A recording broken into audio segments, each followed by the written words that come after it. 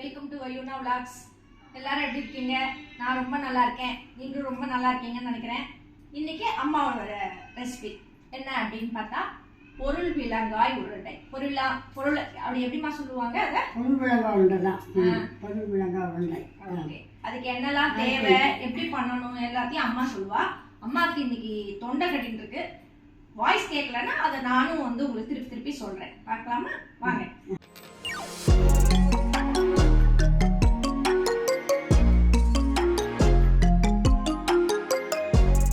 பாசிப்பருப்பை இதை நான் ஒரு டம்ளர் இதை நல்லா செவக்க வறுத்து வச்சுருக்கேன்.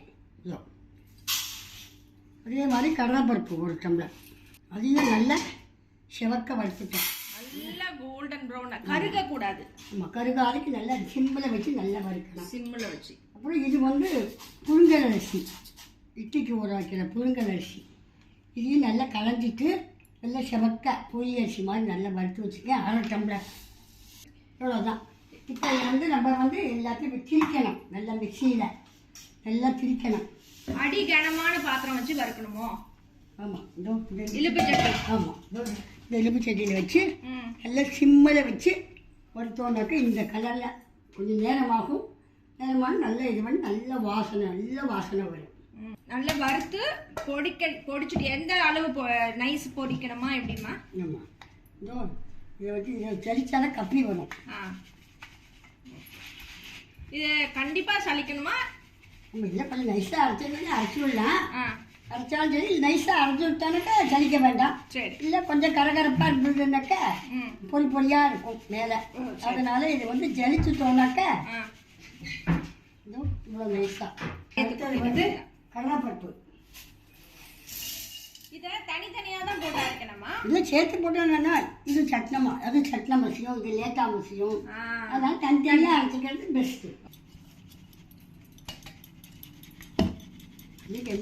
இப்போ இதோட புழுங்கரிசி இதே சேர்த்து போட்டுக்கலாம். புழுங்கரிசி வறுத்து வச்சுக்கிறது போட்டு புழுங்கரிசி அதையும் சேர்த்து போட்டு இப்போ அதையும் அரைச்சி விடலாம். இது நல்லா நெய்ஸாகவே ஆயிடுச்சு. நல்லா. அதனால் அப்படியே இதோட போட்டு சலிக்கவே வேண்டாம். அப்படியே போட்டுடலாம். அந்த காலத்துலலாம் எப்படிமா பண்ணுவாங்க? அந்த நாளில் தான் எப்படின்னாக்க முழு கடலை, கருப்பு கொண்ட கடலை, முழு கடலையை வாங்கி அதை வறுப்பா சட்டியில் போட்டு வறுத்து கட்டளை வச்சு அடுப்பில் தான் வைப்பா. அதனால கட்டை அடுப்பில் அதில் போட்டு நல்லா இரும்பு சட்டியில் போட்டு நல்லா வறுப்பா. வறுத்து எடுத்து வச்சுருவான். அதே மாதிரி பாசி பயிறு, முழு பயிறு, அதையும் நல்லா இப்படி செவக்க வறுப்பான். வறுத்துட்டு உரலில் போட்டு இந்த உரக்காயில் பின்பக்கம் இது பூ மாதிரி இருக்கும், அதில் வச்சு குத்துவான். குத்துனாக்க இந்த தொனி வேற பருப்பு வேறையாக அப்படியே தனித்தனியாக வந்துடும். அதையும் இது பண்ணி அதுக்கப்புறம் திருப்பி அப்படி அதில் லேசாக இன்னும் கொஞ்சம் சட்டியில் போட்டு வறுக்கணும். வறுத்து எடுத்து வச்சுட்டு திருகாயில் திரிப்பான். இந்த நாளை திருகைன்னு விட்டு உண்டு, அதில் போட்டு திரிப்பா. அதை நைஸாக முடிஞ்சு ஜலிக்கையிலுக்கே வேண்டாம். அது திரிச்சில நல்லா நைஸாக முடிஞ்சிடும். திருகையில் திரிச்சிட்டு அப்படியே இது பண்ணி எடுத்து வச்சுப்பா. இதே மாதிரி இந்த மாதிரி புழுங்கரிசி கொஞ்சம் அரை டம்ளர் போட்டு ஒவ்வொரு டம்ளர் போட்டு இது பண்ணி எல்லாத்தையும் வச்சுட்டு அதுக்கப்புறம் அது பாகு காய்ச்சணும். அந்த கலர் இப்படி வந்துருக்கு இல்லையா, கலர் நல்ல சிவந்த கலர். அதனால கருகாம செவக்க வறுக்கணும், சிம்மில் வச்சுன்னு வறுக்கணும் இல்லையா? ஆமாம்.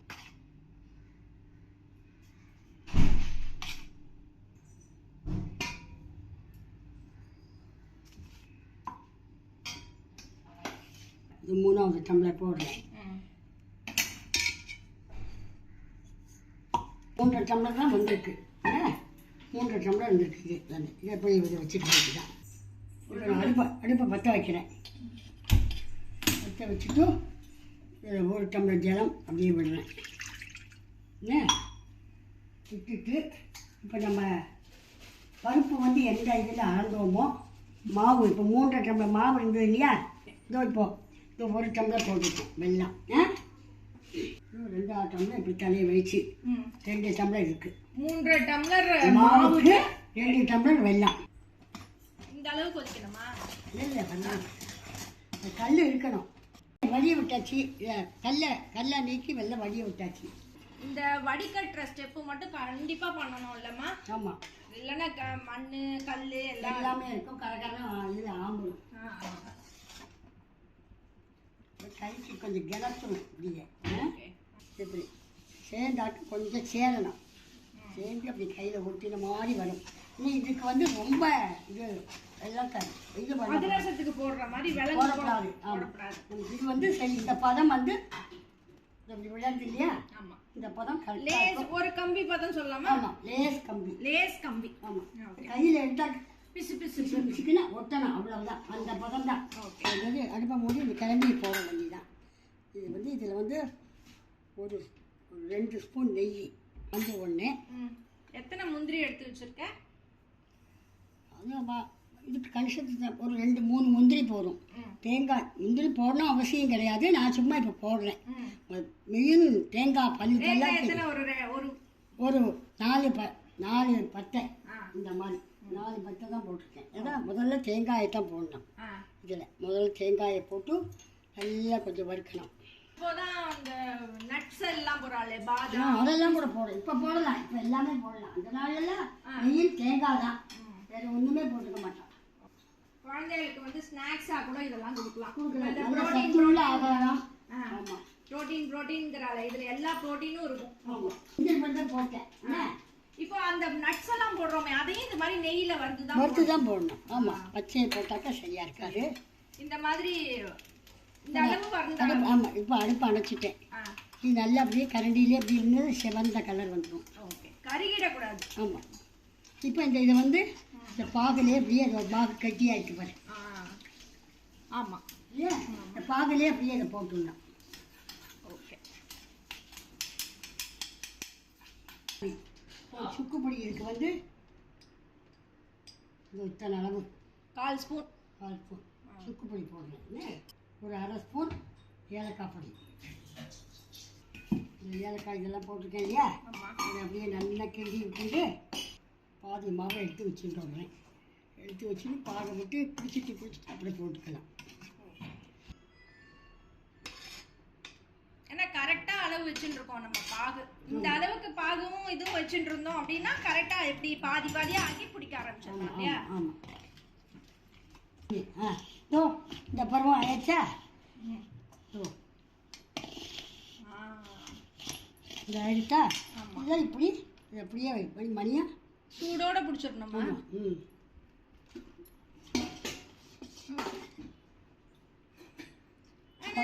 பதமாக தான் இருக்கும். அது கொஞ்ச நாள் கழிச்சிட்டு பாருங்க.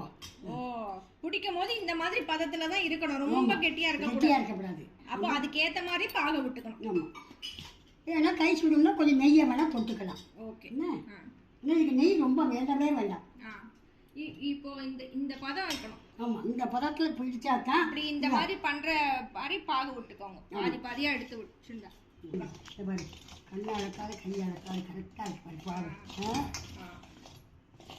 இது அதிரசத்துக்கு போடுவோம் அந்த மாதிரி அதுக்கு முன்னால போடுவோம். அதிரசத்தை கூட முன்னால போடுவோம். இது கொஞ்சம் ஜாஸ்தியாக இருக்கு. ஸோ ஜாஸ்தியாகலாம் பரவாயில்ல. அது கொஞ்சம் அடியில் ஒட்டிருக்கு. கொஞ்சம் காய விட்டுட்டு ஒட்டினோம்னா சரியா வந்துடும். அவ்வளோதான். ஆனால் கொஞ்சம் பாகு இதான பயம் கிடையாது. ஆறின உடனே குடிக்க வந்துடும். இப்போ இதை வெளியிலேயே வச்சு எத்தனை நாள் யூஸ் பண்ணிக்கலாம்? எத்தனை நாள்? 20 நாளைக்கு வச்சுக்கலாம். ஒண்ணுமே ஆகாது. ஏன்னா பருப்பு எல்லாத்தையும் வெண்ணெய் செவக்க வறுத்ததுனால ஒரு இதுவுமே ஆகாது. ஓ, இந்த கெட்டியாயிடுச்சு. செவத்துல அடிச்ச பந்தா இதற்க வரும். அப்போ கடிச்சு சாப்பிடும் போதெல்லாம் ஹார்டாக இருக்காது. இந்த மாதிரி 15 நாளைக்கு ஒரு தடவை பண்ணி வச்சுட்டு புரோட்டீன் இப்போ பாருங்க. இது கொஞ்சம் சப்பையாக இருக்கும் அடியில். அது கொஞ்சம் ஆறுட்டு இது கொஞ்சம் இப்படி போட்டு வச்சுட்டாக்கா அடியில் கொஞ்சம் சப்பையாக இருக்கும். அவ்வளோதான். பாகு ஜாஸ்தியான உருண்டை வந்து வெண்ணுன்னு ஆயிடுச்சு. இப்படிங்க பொருள் விடுங்க. உருண்டை ரெடி ஆயிடுது. எப்படி இருக்குன்னு நான் சாப்பிட்டு பார்க்குறேன். ஓகேவா? பிக்கவும் அழகா வருது.